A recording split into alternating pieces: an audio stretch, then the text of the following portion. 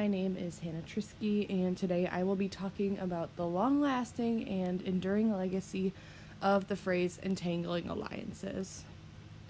To start things off, this phrase is essentially the warning against permanent alliances and becoming entangled, which originates from George Washington's farewell address in 1796 after his presidency.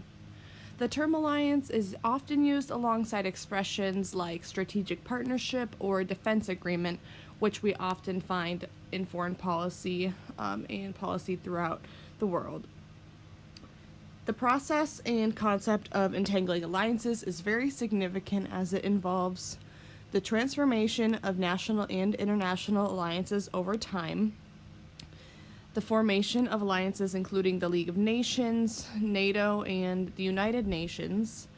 And it's also very important because it heavily impacts the U.S. economy, trade, and military strategy, not only for the U.S., but also for the entire world.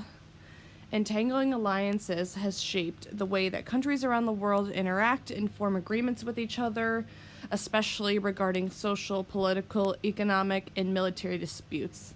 A good example of this would be the Treaty of Versailles, which occurs after World War I, when Germany is ordered to pay reparations to countries where damage was done. If you look in the middle at the political cartoon I included, it shows an image of Serbia being the little boy in front, which ultimately we know started World War I with the assassination of Franz Ferdinand, and the image represents the alliances that were dragged into World War I, these ultimately becoming the Allied and Central Powers. Because they were allied with each other, entrapment occurred, which is where you end up being stuck in an alliance on someone else's behalf. As we know, most of the world was dragged into this conflict. Some of my sources include various newspaper articles from different times that helped provide different perspectives, some from World War II, and another one from 1846 that uses the Monroe Doctrine to help guide policy making in regards to entangling alliances. And then I also used various famous speeches, including the farewell address, which provides the original context to the formation of the phrase entangling alliances. The last source that I used is a current source from this past year, 2022, that still compares the phrase entangling alliances to the current Ukraine-Russia conflict.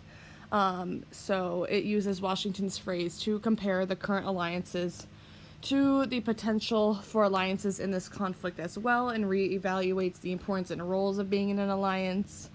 This kind of leads into my conclusion and relevance to today, because using the different sources from different time periods has progressed my research, and the meaning of what it means to be entangled in an alliance has coined different meanings over the last few decades. But for relevance to today, as tensions in Ukraine and Russia continue to rise, the debate of the United States being heavily involved in alliances and the potential for entrapment become more of a reality. It also poses the question of, is it the U.S.'s duty and obligation to be in a large alliance, and what is our appropriate role or level of involvement? Those are just some takeaways to think about. So, thank you for listening to me. I hope that you guys have a great day.